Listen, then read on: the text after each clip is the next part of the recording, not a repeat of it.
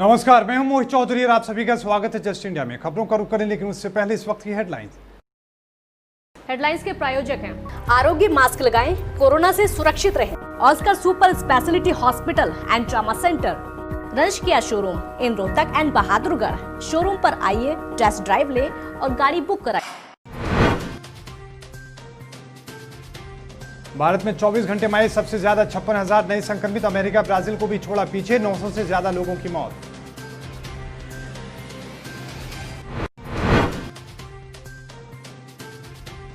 उत्तर प्रदेश में कोरोना के 4,000 से ज्यादा नए संक्रमित। बीते 24 घंटे में कोरोना ने ली 40 लोगों की जान।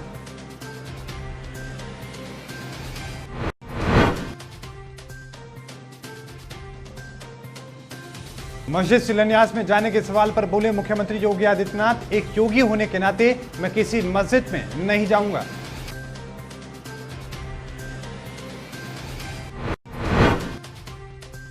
और जम्मू कश्मीर के उपराज्यपाल पद से गिरीश चंद्र मुर्मू का इस्तीफा स्वीकार। अब मनोज सिन्हा होंगे नए उपराज्यपाल।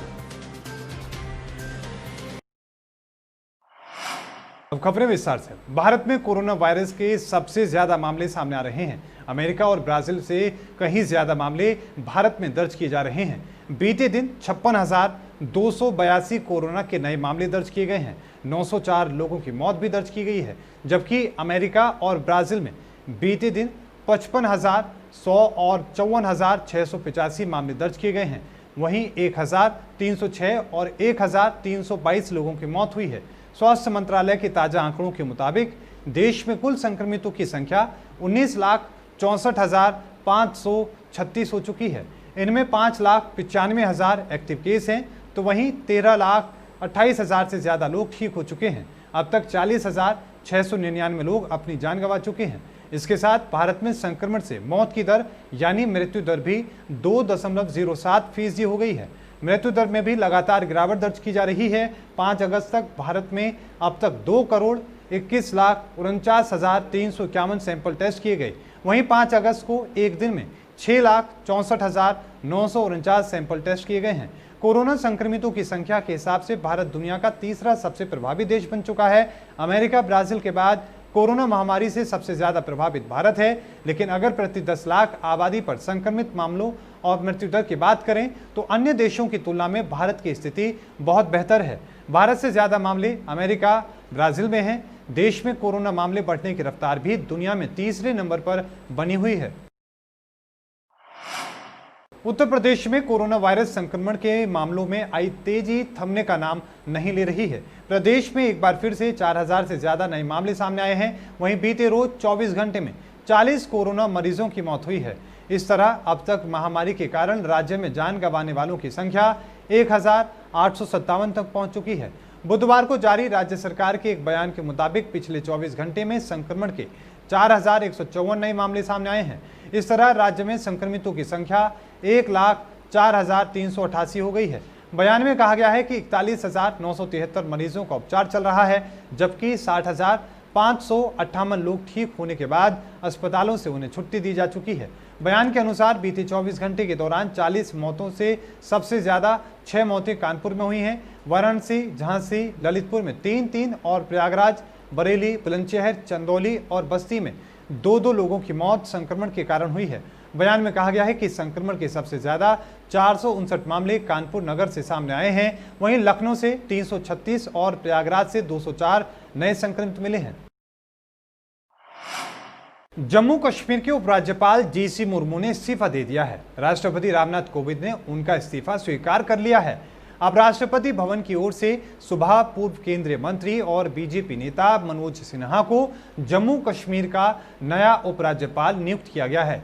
जीसी मुर्मू ने ऐसे समय में इस्तीफा दिया है जब बुधवार को जम्मू कश्मीर से अनुच्छेद 370 हटाए जाने का 1 साल पूरा हो रहा है। मुर्मू से पहले जब जम्मू कश्मीर पूर्ण राज्य था तब सत्यपाल मलिक यहाँ के राज्यपाल थे, लेकिन जब केंद्र शासित प्रदेश बना तो अधिकारी जीसी मुर्मू को वहां भेज दिया गया।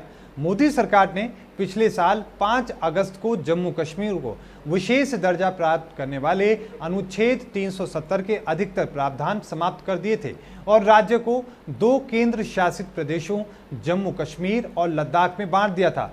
इसी के बाद 31 अक्टूबर को मुर्मू को उपराज्यपाल नियुक्त किया गया था। गुजरात कैडर के 60 वर्षीय पूर्व IAS अधिकारी ने पिछले साल इस केंद्र शासित प्रदेश के प्रथम LG के रूप में कार्यभार संभाला था। 1985 बैच के IAS अधिकारी मुर्मू के इस्तीफे के कारण पर कोई आधिकारिक बयान सामने नहीं आया है। जब नरेंद्र मोदी गुजरात के मुख्यमंत्री थे तब मुर्मू ने उनके प्रधान सचिव के रूप में सेवाएं दी थी। वो उपराज्यपाल के पद पर नियुक्त के समय वित्त मंत्रालय में सचिव थे। उत्तर प्रदेश के मुख्यमंत्री योगी आदित्यनाथ से पूछा गया कि क्या आप अयोध्या में मस्जिद के निर्माण के शिलान्यास में जाएंगे। इस सवाल के जवाब में योगी ने कहा कि मुख्यमंत्री के रूप में पूछोगे तो हमें किसी भी धर्म, संप्रदाय, मजहब से कोई तकलीफ नहीं है। योगी के तौर पर पूछोगे तो मैं कतई नहीं जाऊंगा। मुख्यमंत्री ने आगे कहा, मुझे अपनी उपासना को व्यक्त करने का पूरा अधिकार है। मुझे दूसरों के कार्य में जाने का कोई अधिकार नहीं है। याद रखें कि जब हम रोजा इफ्तार में टोपी पहनकर बर्ताव करते हैं, ये धर्मनिरपेक्षता नहीं है। ये जनता जानती है। मस्जिद शिलान्यास कार्यक्रम में ना तो कोई मुझे बुलाएगा और ना ही मैं जाऊंगा। जिस दिन मुझे बुला लेंगे धर्मनिरपेक्षता खतरे में पड़ जाएगी। उन्होंने कहा कि राम हर जगह हैं, उन्हें ढूंढने की आवश्यकता नहीं है, लेकिन उन्हें वो स्थान मिलना चाहिए जो जन्मभूमि है। 1985 में इस मामले का समाधान हो सकता था, लेकिन इसका समाधान नहीं निकाला गया।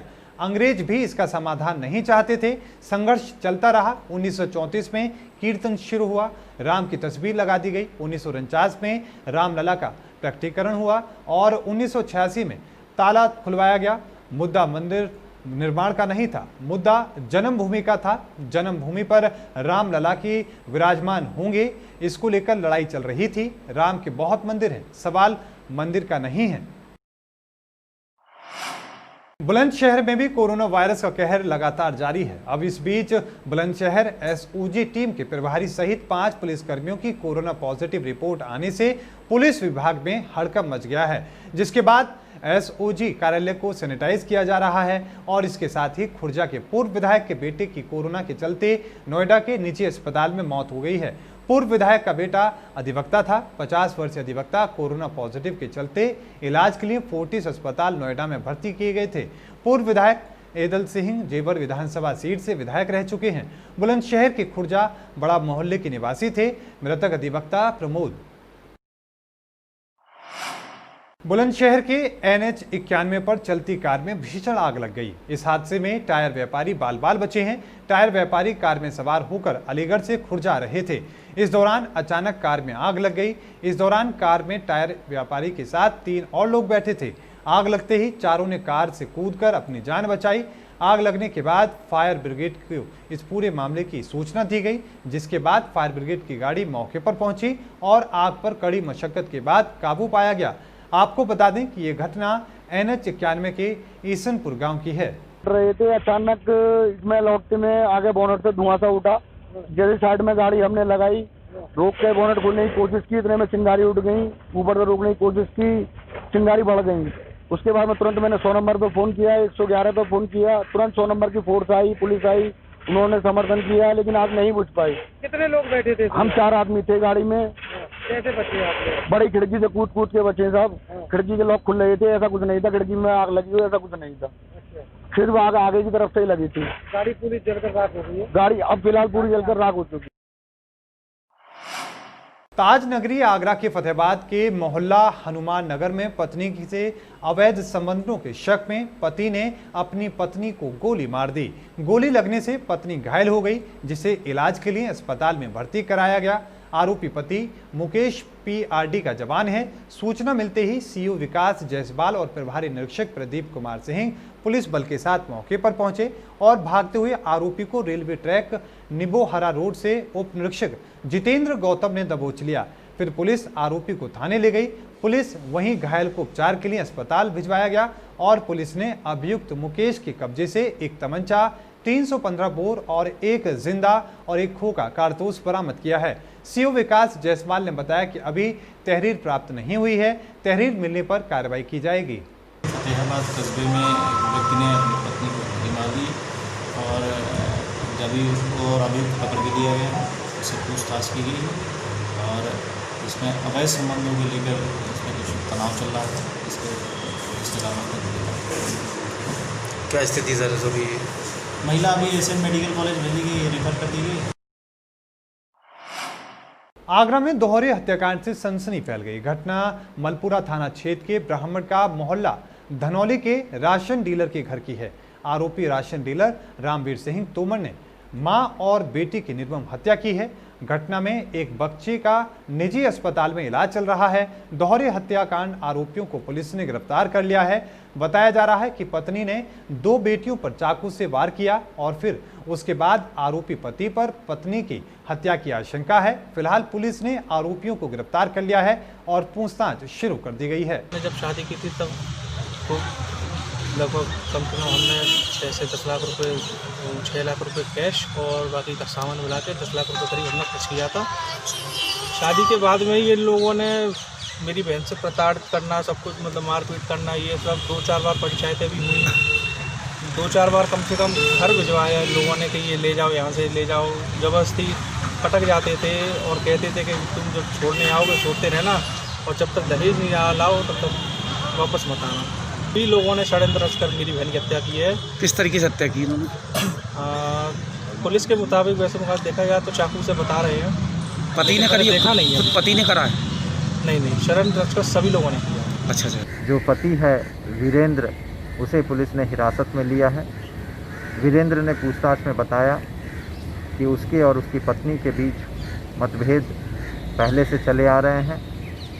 कल रात आपसी झगड़े के बाद उनकी पत्नी ने दोनों बच्चियों के चाकू से हमले किए और इसको देखकर वीरेंद्र ने चाकू छीनकर पत्नी के शरीर पर चाकू से वार किए और इस दौरान जो है वीरेंद्र की पत्नी और उसकी एक बड़ी बच्ची की मृत्यु हो गई है। कोरोना महामारी से लड़ने के लिए आरोग्य मास्क लाया है आपके लिए सबसे आधुनिक मास्क। इसके साथ ही आपको मिलेगी आधुनिक PPE किट, वो भी बहुत ही सस्ते रेट पर। contact@arogyamask.com पर जाएं और हमसे संपर्क करें या फिर www.arogyamask.com से जुड़ें। इसके साथ ही आप हमें कॉल कर सकते हैं। हमारा पता है Anand international, plot number 181, sector 25, Panipat, Haryana.